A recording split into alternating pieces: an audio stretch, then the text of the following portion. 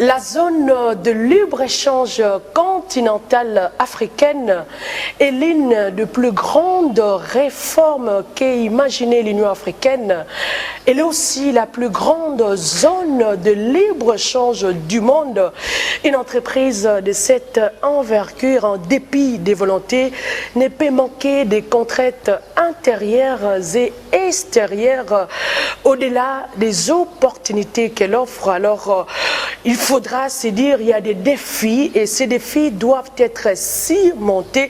La question qui se pose, comment surmonter tous ces défis? Cette question trouvera bel et bien des réponses au cours de cette émission avec trois chercheurs. Nous commencerons avec le secrétaire général du Centre de recherche pour la promotion de l'économie coopérative et solidaire et le coordonnateur technique de ces mêmes centres au nom de M. Aron, accompagné de son secrétaire général, M. Ignace Mbouyi. Merci de nous choisir devant vos petits écrans. Bienvenue à ces grands numéros. Rapidement, Monsieur Ignace Mbouyi, c'est quoi une zone de libre-échange continentale? L'accord portant création de la zone de libre-échange continentale africaine, voilà. Conformément aux dispositions de l'article 3, vise la création d'un marché unique où il y aura une grande intégration des pays africains. La création des marchés des biens et services qui permettra la promulgation, la libre-échange entre les biens et le service, et même les capitaux, la circulation sans oublier, des personnes librement, voilà. Poser des barrières douanières, la création de capitaux, comme vous l'avez dit tout à l'heure, et faciliter les investissements. Monsieur Aron, l'UTT, le coordonnateur technique, comme je l'avais annoncé, est-ce que le Congo est prêt à s'échanger entre les 53 pays africains? Est-ce qu'on peut le dire aujourd'hui? La matière d'être prête est une matière assez complexe. Selon le sujet, le Congo est toujours prêt. C'est un mouvement et dans le sens du mouvement, il faut se lancer. On ne doit pas dire qu'on est prêt ou ne pas être prêt. Nous avons déjà des accords régionaux avec d'autres pays et nous agissons selon ces accords tout au long de l'année dans tous nos commerces, dans toutes nos actions et transactions. C'est déjà dans cette marque-là que nous pouvons prendre l'élan de nous initier dans ce rythme nouveau de libéralité. Mais si nous regardons la réalité, Monsieur Aron, l'UTT, on s'est dit, dans les 54 pays africains, les échanges intra-africains est de moins de 11%. Nous le savons tous que les pays africains consomment dans la plupart des cas ce qu'ils ne produisent pas. Et nous voulons nous lancer dans cette zone de libre-échange continentale, c'est pour vendre, acheter. Qu'est-ce qu'aujourd'hui le Congo a à vendre aux autres pays africains? Premièrement, l'atout du Congo fait partie dans sa richesse naturelle.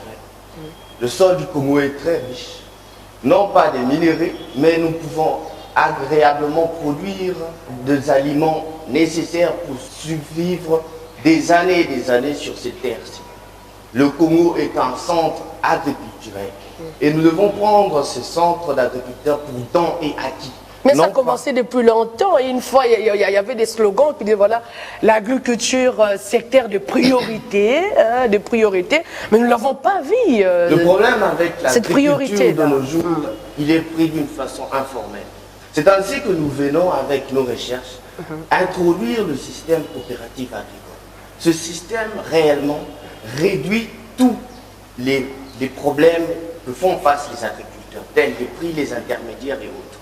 Le mouvement coopératif va introduire le vrai sens du prix coûtant. C'est-à-dire que lorsque je produis, je veux que mon consommateur me paye ce que j'ai produit. C'est dans le sens du prix coûtant que la coopérative vient maintenant remettre les marches, remettre les poteaux qui ont été détruits par le secteur informel. Merci si vous avez ajouté. Voilà pourquoi nous avons créé notre propre centre de recherche pour la promotion et l'accompagnement des coopératives et solidaires pour permettre à ces agriculteurs d'être bien formés et prendre des décisions et éviter que des mamans manœuvrent, comme on le dit, de venir fixer le prix Alors, en se mettant sous forme des coopératives, ils peuvent eux-mêmes fixer les prix et bénéficier de leur... Parlez-nous un peu de l'historique et enjeu de la zone de libre-échange continentale. Oui, c'est en janvier 2012 que le lancement a été fait, mais c'est au mois de mars, le 21 mars 2018. Et c'est au 1er janvier 2021 que la zone de libre-échange africaine a pris de l'envol. Un mot sur les enjeux de cette zone de libre-échange continentale. Nous sommes en train de parler de libéraliser, mais il y a déjà des accords qui libéralisent les échanges entre l'Europe et l'Afrique. Ce qui fait que les produits européens sont réellement concurrents dans notre continent. Parce que nous ne produisons pas, ça c'est pas condamner le pays qui produit, c'est comme si nous dormons encore là, monsieur. Ce n'est pas seulement produit, ça veut dire que le problème de la liberté d'échange, c'est quelque chose de cyclique. C'est-à-dire que lorsque nous commençons en Afrique, nous ne savons pas où nous allons finir avec nos accords. Ça peut dépasser même un projet, un portefeuille qui pourra dépasser même l'espace africain. C'est-à-dire quoi? Lorsque nous commençons les échanges d'une manière restreinte, d'une manière locale, ces échanges vont affecter le macroéconomie, tel que nous disons l'alimentation, le manger. L'alimentation fait partie de l'index de l'inflation. Tous les ans, cet index peut augmenter lorsqu'il y a famine. Et nous ne savons pas comment commencer, parce que les grandes entreprises ne peuvent pas directement commencer à nourrir tous les peuples du monde entier. C'est dans les localités que cela doit commencer. C'est vrai, nous louons vos idées, hein, elles sont parfaitement bonnes, mais vous n'êtes pas les premiers. Nous avons connu beaucoup de gens, n'est-ce pas, qui sont passés aussi dans cette émission, qui nous ont parlé de ce que vous dites là. Voilà, il faudrait y croire, une connexion d'esprit. Mais les peuples ne vont pas manger le papier là. C'est ça le problème. La zone est là, et si le Congo ne produit pas, nous allons continuer à subir des autres pays africains. Oui, c'est ça le problème. Le problème, ce n'est plus tellement de produits. Mais qu'est-ce qui arrive lorsqu'on produit? C'est ce qui décourage. Lorsque vous allez à Kinshasa et parlez... Qu'est-ce qui décourage rapidement? Qu'est-ce qui décourage? Ce sont les intermédiaires. C'est-à-dire, il y a trop d'intermédiaires. Trop d'intermédiaires. Je produis pour d'abord transporter. C'est déjà un problème. Il n'y a pas de route, il manque de connectivité. Celui que je dépose mon produit, il me le propose à un prix bas. Et il le revend à un prix plus élevé, peut-être 4 fois. En mettant son propre profit. C'est ramener au même où je produis pour vendre à bas prix et ne faire aucun profit. Ça veut dire que lorsque la personne a l'initiative de produire, toutes ses mains sont limitées par le simple fait qu'il ne va pas recevoir la rémunération nécessaire. C'est comme lorsque tu étudies et tu sais que tu vas échouer. C'est cet esprit-là qui ramène l'agriculture à un niveau où les hommes sont en train de simplement produire pour subsister et non pas produire pour avancer. Nous allons faire entrer M. Albert Lutete, mais vous ne pouvez pas partir comme ça. Quels sont les dangers et risques en adhérant à la zone de libre-échange continentale africaine? Là, je prends le cas du Congo RDC. Il n'y a aucun danger. Vous êtes sûr, il n'y a pas de danger? Il n'y a aucun danger. Bien que jusqu'à présent, nous ne produisons rien. Ce n'est pas la question de les provinces ne sont pas connectées. La question de... Nos matières premières, nous les vendons aux étrangers. C'est-à-dire, là, je vois les pays développés. Le concept du libre-échange commence tout simplement par la volonté d'échanger.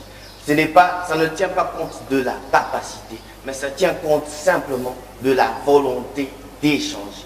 Lorsque nous voulons échanger, nous n'avons aucun risque. Pourquoi? Parce que nous avons le potentiel nécessaire. Et le simple problème à résoudre, c'est la structuration qui est possible grâce au coopératisme que nous avons. Nous allons y revenir avec vous, je crois, à la fin de cette émission. Nous allons recevoir le secrétaire général, n'est-ce pas, adjoint, M. Albert Lutete. C'est un habitué de cette émission Parlons Économie. Nous l'appelons déjà rapidement, M. Aron. Nous vous prenons un peu du temps, vous allez y revenir pour votre dernier mot. Rapidement, nous le prenons. Okay.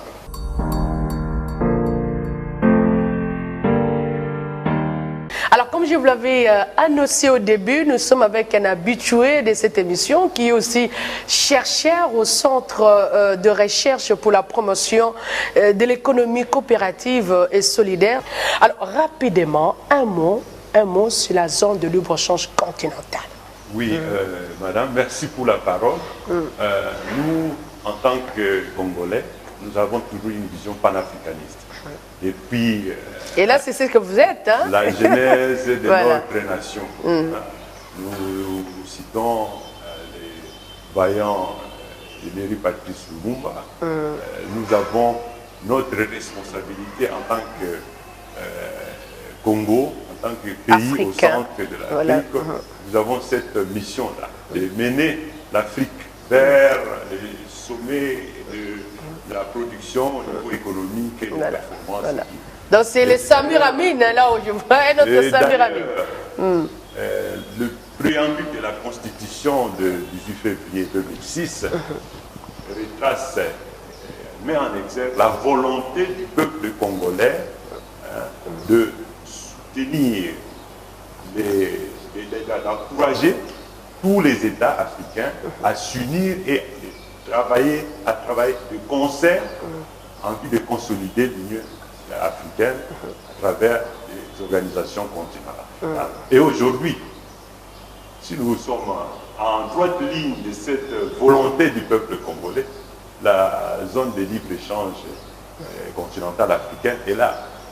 C'est cette réforme qui était attendue depuis 1960. Oui, ça fait beaucoup d'années. Hein. Combien d'années si nous devons compter? L'Union est restée politique alors qu'il y avait des aspects économiques, financiers, tout ça monétaire, pourquoi pas? Les Lumumba, les Sédar Senghor et tous les Sékou Touré, tous les anciens, les leaders de l'indépendance ont souhaité voir ce jour. Voilà, les États-Unis d'Afrique. Voilà, nous l'avons aujourd'hui depuis le 1er janvier 2001. Il n'y a pas à se plaindre. Chacun veut garder sa souveraineté du point de vue économique. Chacun veut tirer ses propres avantages coopératifs ou les avantages absolus. On s'est dit, on va, oui, c'est vrai, mais avec quel produit, avec quel marché le pays africain s'échange plus avec les Européens? Il n'y a pas d'alternative. Nous sommes en pleine mondialisation. C'est un mouvement, c'est un vent qui vient. Et vous avez soit à prendre le tournant en tant qu'acteur ou à être entraîné comme victime. Jusque-là, le mouvement de mondialisation nous a entraînés comme des victimes. Maintenant, l'Union africaine a pris les devants, a pris les choses en main et nous sommes en train de mettre en place une zone de libre-échange qui a un fort potentiel. 1,2 milliard de personnes et près de 3 000 milliards de dollars que nous allons créer dans cette zone. Mais le problème est que au niveau de chaque État, il faut de grandes réformes. Abordons les dangers, les risques en adhérant à la zone de libre-échange continentale pour que je prenne le CG général, le secrétaire général. Il y a des instruments qui rassurent, qui assurent à ce que notre adhésion ne soit pas un saut vers l'inconnu. L'accord prévoit des instruments. Ces instruments sont négociés.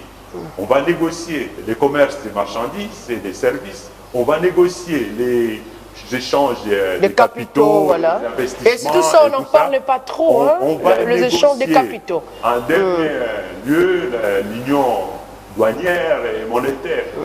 Tout sera négocié.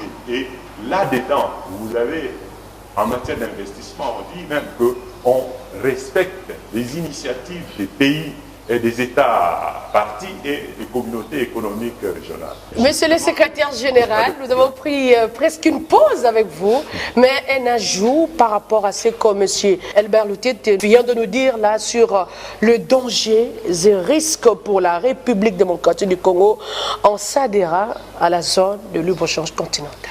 Tous les États ont signé des protocoles, madame. C'est-à-dire, il n'y aura pas des on-dit parce que les protocoles sont là. Les protocoles de commerce, les protocoles d'investissement et tous les différents sont placés dans les protocoles. Donc, il n'y a pas de danger pour dire que si la RDC a entré dans la ZLECAf, que on va se perdre ou tout. La République démocratique du Congo est presque dans tout le regroupement économique, comme c'est l'outil régionaux. Presque le Congo est partout, nous le savons, les pays africains sont presque partout. Signer, ce ne sera pas quelque chose de nouveau. La ZLECAf vient justement régler ce problème de multitude d'organisations régionales. Voilà, les communautés économiques régionales. De partout, on est presque partout, même aussi, nous sommes là. Et on ne comprend plus rien. Qui n'ont véritablement pas intégré les continents africains. C'est la ZLECAf qui a cette ambition d'intégrer le marché commun, là, surtout pour la production vivrière. Il n'y a pas de marché structuré, il n'y a pas d'autorité de régulation, il n'y a pas de contrat de production, de contrat de vente, il n'y a pas de titrisation des stocks qui permettent à ce qu'on fasse un marché. C'est pourquoi nous proposons des systèmes coopératifs. Pour nous, il n'y a pas de zone de libre-échange continental sans coopérative. Alors la question, comment pensez-vous, n'est-ce pas, que la zone de libre-échange continentale peut susciter, je le dis bien, peut susciter la croissance économique dans le pays africain? Là, cette question, je l'envoie aussi à notre collaborateur, M. Franck Monsego, qui faisait... On en a tant discuté par rapport à cette question, rapidement. Oui, il faut d'abord qu'au niveau de l'Union africaine, on mette en exergue des questions économiques, parce que jusque-là, on s'est trop focalisé sur la politique. Et les aspects politiques pendant plus de 50 ans. Voilà. Donc, l'Union africaine doit se doter d'abord d'un plan supranational, donc un plan au niveau du continent, qui va tracer pour une décennie un plan de développement économique. Mais c'est compliqué parce que la gestion de cette union est dynamique. Chaque fois, il y a des rotations, c'est vrai. Maintenant, c'est au Congo, vous pouvez continuer. C'est une opportunité pour nous de baisser sur cette question économique et de tirer tous les dividendes que nous pouvons en tirer pendant cette année. Ouais. Mais au niveau de la ZLECAf, il y a le secrétariat. Le secrétariat qui gère la ZLECAf. Et c'est à ce niveau qu'on doit mettre en place un plan décennal supranational qui va fixer des stratégies, des politiques publiques, des objectifs chiffrés, même des critères de performance, des critères d'adhésion.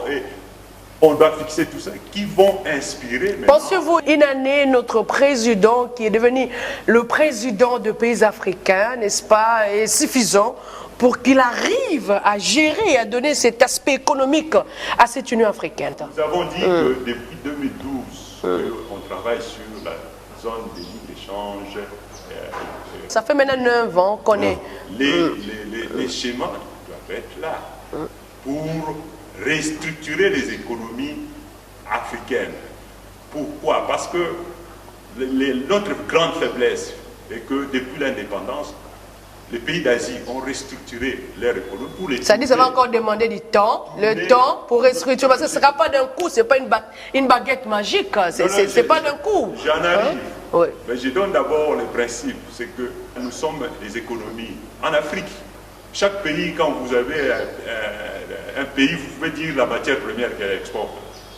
Quand je parle de la Libye, c'est le pétrole, le Nigeria, c'est le pétrole, la Côte d'Ivoire, cacao et café, et ainsi de suite. Et c'est ça notre grande faiblesse, dans ces conditions-là. C'est pourquoi entre nous, il n'y a pas... les échanges sont marginaux, parce que chaque économie est spécialisée dans l'exportation de matières premières vers l'ancienne métropole. Et donc nous sommes tous réunis, unis à l'ancienne métropole, et pas entre nous. Mais la ZLECAf veut redynamiser la production, industrialiser, diversifier l'économie à l'intérieur et de créer un marché au niveau d'abord de chaque nation, au niveau des régions, des communautés régionales, au niveau des continents, pour que nous puissions produire suffisamment. Structurer, c'est aussi une question de temps. Oui. C'est pas d'un jour on va restructurer toutes les économies de pays africains pour en arriver à cette conclusion-là. Oui. pour ce qui marche bien, hein, il faut du temps pour restructurer. Il faut du temps. Est-ce que nous n'allons pas tous mourir? Non, non, j'ai dit, terme personne qui marche bien. Cela veut dire que vous avez mis du temps pour arriver à une structure qui marche bien. Pour les restructurer, il faut vraiment aller mollo. Mais monsieur Ignace Mboyo, comment pensez-vous que la zone de libre-échange continentale peut améliorer la production agricole? Ok, merci. Premièrement, d'abord, il n'y a pas de zone de libre-échange continental africain sans coopérative. Pourquoi? Parce qu'il faudrait professionnaliser les agriculteurs. En les professionnalisant, il y aura un rendement, il y aura la création de la richesse, les revenus vont augmenter. Et en augmentant les revenus, ça va permettre à ce que les gens qui sont dans les zones d'enclavement là quittent le chômage, il y aura la création des capitaux et on peut facilement investir dans d'autres secteurs. Donc il faudrait professionnaliser les agriculteurs pour permettre à ce que tout ce monde qui est dans le chômage, qui ne participe pas dans l'économie, parce qu'il y a 80% de la population qui ne participe pas dans l'économie. Il n'y a que 75% de la population active qui participe dans l'économie. En professionnalisant les agriculteurs, facilement, il y aura la sortie de cette situation et la ZLECAf pourrait avancer parce que c'est un processus qui se fera matière par matière, domaine par domaine. Et la coopérative viendra accompagner la ZLECAf pour arriver à cette D'autant plus qu'il y a, à part les agriculteurs, il y a tous ceux qui évoluent dans les secteurs informels. Comment ce système coopératif va assurer ce qu'on appelle l'avancement, n'est-ce pas, de la zone de libre-échange continentale? Ça, c'est vraiment la question orientée pour vous. Le système coopératif permet à des populations, quel que soit leur niveau intellectuel, de participer en tant qu'entrepreneur dans des entreprises viables et modernes, au lieu de rester, donc tous ceux qui évoluent aujourd'hui dans les secteurs informels et qui n'ont aucune efficacité parce que ce sont des activités de survie. Et même ceux qui sont dans l'agriculture aujourd'hui, notre rendement, par exemple, quand nous prenons en ce qui concerne les maïs, par hectare, le producteur américain produit 12 tonnes, là où nous produisons 2 tonnes. Les secteurs agricoles, même en Europe occidentale, est géré par les coopératives. Vous allez, tout ce que vous voyez comme store, là et tout ça, ce sont des coopératives. Parce qu'un agriculteur ne peut pas, surtout avec les réchauffements climatiques, lui-même chercher les intrants, sélectionner les intrants, faire les laboratoires et chercher les financements, en même temps produire et vendre. Non. L'agriculteur se concentre à sa profession, de produire. Et les coopératives, ces coopératives agissent en amont pour chercher les intrants et les financements et la recherche agricole. Parce que les fédérations, surtout avec le réchauffement climatique, il faut frapper juste. Et donc, les laboratoires font des recherches générales, recherches adaptées au sol dans les pays. Et les coopératives aussi, après avoir produit, peuvent vendre ces produits-là sur le marché. Parce que quand vous allez seul sur le marché, vous êtes faible, hein? Vous êtes faible. On peut toutefois nier ou vous dribbler, là. Les intermédiaires sont très malins, hein? Ils sont malins. Les ruraux qui viennent à Kinshasa, ils ne peuvent pas vendre aux Kinois. Vous savez, les systèmes. Vu le millier, ils ne sont pas connectés. Ils sont obligés de déposer leurs marchandises dans des dépôts gérés par les Kinois et les intermédiaires. C'est eux qui vendent leurs marchandises à des prix qu'ils veulent vendre et leur donnent les restes, les miettes. Dans ces systèmes ici, n'espérez pas que la production alimentaire augmente. Non. Il faut changer. C'est les coopératives qui viennent professionnaliser. Je pense que ça ne sera pas la première et la dernière fois. Nous sommes là pour vous accompagner dans votre centre de recherche, mais nous pouvons finir parce qu'on a tant parlé de ces systèmes coopératifs. Comment se compose ce système ici, Ignace Mboyo? Parce que nous devons prendre le coordonnateur technique. Le système coopératif est composé d'une adhésion libre. C'est librement. On n'oblige personne de s'adhérer. C'est-à-dire, vous venez avec vos capacités. Vous n'avez pas besoin d'être excellent meilleur. Voilà. Vos capacités vont vous accompagner dans cette capacité. Donc, vous entrez librement. dans la coopérative. Il n'y a pas des conditions, des capitales qu'il faut amener, exiger ou faire quoi que ce soit, mais vous êtes libre d'adhérer à la coopérative. Voilà. Alors, quelles sont rapidement vos recommandations et vos suggestions par rapport à ces débats qui nous a pris plus de 30 minutes à nos téléspectateurs? Pourquoi pas aux autorités? Surtout que la présidente de l'Union africaine est assurée par notre président, n'est-ce pas, le président Félix Antoine Tshisekedi Tshilombo. Alors, avec notre centre de recherche pour la promotion de l'économie coopérative et solidaire, nous avons préparé des projets. Nous allons aider le gouvernement à installer des coopératives dans tous les territoires de la République démocratique du Congo. Nous allons vous accompagner dans tous vos projets parce que c'est un centre, n'est-ce pas, de recherche pour la promotion de l'économie, je l'ai dit bien, de l'économie coopérative et solidaire. Nous vous disons merci, n'est-ce pas, d'accepter notre invitation. Merci d'être là présent sur ces plateaux. Rapidement, nous allons recevoir le coordonnateur technique, M. Aaron Lutete, qui nous avait pris congé pendant un moment.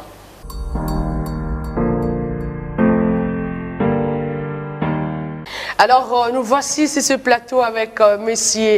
Aaron Lutete. Alors, vos recommandations, étant donné coordonnateur technique, c'est même le cœur dans des centres de recherche, un mot sur cette zone de libre-échange continentale et le système coopératif. Les zones de libre-échange continentale est un mouvement cyclique et continu. Et dans ce mouvement, nous sommes appelés à nous relever et avoir une mainmise sur les actions de continuité. Comment continuer? Alors les systèmes coopératifs sont là réellement pour structurer et dynamiser nos secteurs informels. Le but est de réellement faire de nos villages les centres d'activité ou les centres d'intérêt. Le centre de croissance économique pour notre pays et pour le continent africain en général. Merci vraiment, monsieur Aaron Lutete. C'est moi qui vous remercie. Merci, monsieur le coordonnateur technique. Rapidement, quelles sont les réformes que vous recommandez à cette Union africaine? Pourquoi pas notre cher président de la République, qui est le président des pays africains? Le gouvernement doit faire un effort pour faire réduire les coûts commerciaux des transactions, les coûts financiers pour les marchés financiers et aussi des réformes fiscales. Il faut que nous supprimons toutes les taxes et parafiscalité qui n'apportent rien au développement. Il faut les supprimer de manière à... Mais nous vivons de ça au Congo, monsieur Albert Lutete. Nous sommes payés par ces taxes, ces impôts. Il y a 80% des taxes qui ne rapportent que 20%. Et nous devons les substituer en quoi, ces taxes et impôts? Il faut garder les taxes qui sont rentables, c'est-à-dire qui renflouent les caisses de l'État. Les 80% qui n'apportent rien, il faut les supprimer et amener à ce que les entreprises deviennent, soulagent leur compte d'exploitation, leurs coûts de production, et qui deviennent compétitives pour aller à la conquête des marchés internationaux. Et en ce qui concerne les secteurs publics, nous devons revoir, reconsidérer notre option politique libérale qui n'a que accentué les défauts du dirigisme en ce que nous conservons un secteur public qui est déficitaire et contre-performant. Les entreprises publiques doivent être liquidées et avec les entreprises publiques qui sont déficitaires doivent être liquidées et proposer un plan de réinsertion du personnel avec les systèmes coopératifs pour les réinsérer dans la société. Nous devons adopter, au lieu d'imposer des politiques libérales à des sociétés qui sont foncièrement communautaires, il faut revoir cette option politique fondamentale sur le plan économique en adoptant les systèmes coopératifs qui pourront permettre à les CAF de partir de la base des communautés villageoises, les intégrer au niveau de province, au niveau national, au niveau régional, au niveau continental. Et nous aurons un marché qui fonctionne et qui permet d'augmenter et d'accroître la valeur ajoutée à l'échelle des continents africains. Supprimer ou supprimons le taxe et les impôts non rentables à la caisse de l'État ou pour l'État congolais, mais aussi renforcer la création des coopératives. Ces coopératives vont commencer à la base dans le village, de plus bas au plus haut, et c'est même le sens, j'ajouterais, de la croissance économique inclusive qui nous envoie à développer, n'est-ce pas, la basse classe, et cette classe-là, c'est celle qui travaille d'ailleurs.